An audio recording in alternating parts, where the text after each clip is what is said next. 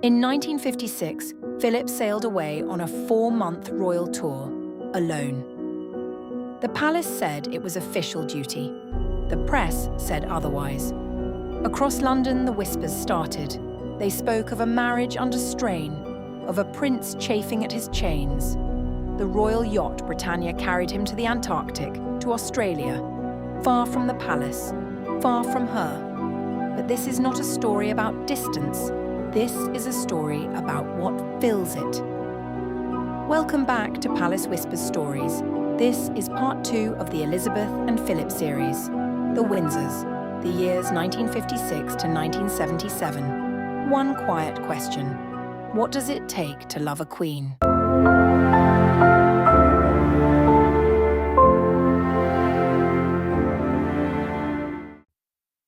The sacrifice. To understand 1956, we must go back to 1952. Overnight, the woman Philip had married was gone. In her place was a sovereign. His naval career, his name, his identity, swallowed whole. His new title was consort. There was no blueprint for this. Prince Albert had died nearly a century before. Philip had to invent the role himself. He was restless, full of ideas. But the old guard drew a clear line. Keep out. He was barred from the red boxes, excluded from affairs of state. Lord Mountbatten observed it plainly. Philip was deeply frustrated, yet publicly he never faltered. He walked one step behind her. Always. His duty, as he understood it, support the Queen, first, second, and last. At home it was different. She gave him authority she gave no one else. He ran the household. He chose the children's schools.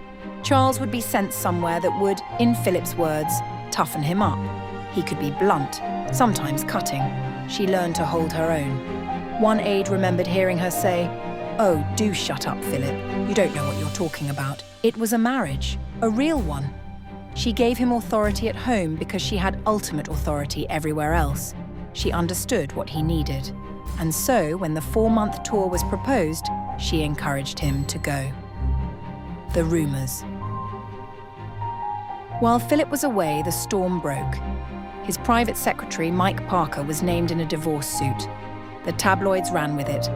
By association, Philip's long absence became a princely jolly. Stories circulated a party circle, a marriage in trouble. The palace issued a denial. Unusually direct, unusually urgent. It is quite untrue. But whispers don't die with a statement. Philip returned to a changed atmosphere. He was hurt. He was angry. The question of what he did or did not do in those years has never been fully answered. The palace did not answer it then. We will not answer it now. What we can say is this. From that turbulence, he built something. In 1956, the same year he sailed away, the Duke of Edinburgh's award was launched.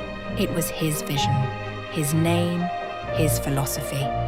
Young people, community service, physical challenge, purpose. He built it from nothing. That matters. He also became an early environmental voice, decades before it was fashionable. If we fail to meet this challenge, he warned, all other problems will pale into insignificance. This was his territory. She had hers. They had learned to live in parallel, overlapping but not entangled. A private language. And yet, something deeper held them together. They had built a language that belonged only to them. A certain look across a crowded ballroom, a barely perceptible smile, a signal no one else could read. When apart, they shared a private verse from the book of Genesis. The Lord watch between thee and me when we are absent from one another. It needed no explanation. At Balmoral, they were simply themselves. Philip at the grill, the Queen in yellow marigold gloves, washing the dishes. She would sit in the evenings playing Patience. He would move about the room, no ceremony, no performance. In 1957, she created him, Prince of the United Kingdom. It was not required. She chose it. Her quiet recognition of everything he had surrendered, everything he had carried. She used her power not to command him, but to honor him. The shifting. By the 1960s, new fault lines appeared. Philip pushed hard for the 1969 documentary Royal Family. He believed the monarchy had to be seen as human. To survive, it had to step forward.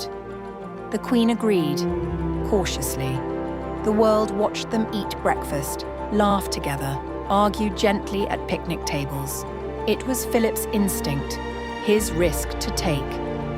That same year came the investiture of Prince Charles at Caernarfon Castle, the heir apparent, dressed in ermine, presented to the nation.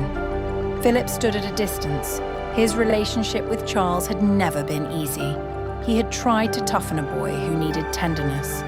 Charles felt it, the distance, the expectation. The investiture was a triumph for the crown. For the family, the moment was quieter. By the 1970s, something between Elizabeth and Philip had shifted.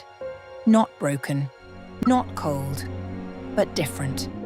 They had grown so completely into their roles that the roles had begun to shape them. She was more sovereign than ever. He had found his purpose. Largely outside the palace walls, they still had their language. But some evenings, perhaps, there was less need to translate. By the Silver Jubilee of 1977, the world saw triumph. Millions cheered a queen who had steered the monarchy through decades of change. The streets were full, the bunting bright.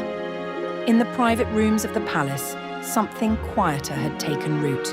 The restless naval officer had built a life of purpose around the throne. The young queen had become a sovereign of unshakable strength. They had mapped their distance, built a world with its own rules, its own language. A world where she was queen, but he was still Philip. They had survived the rumours, the separations, the scrutiny. They had found a way.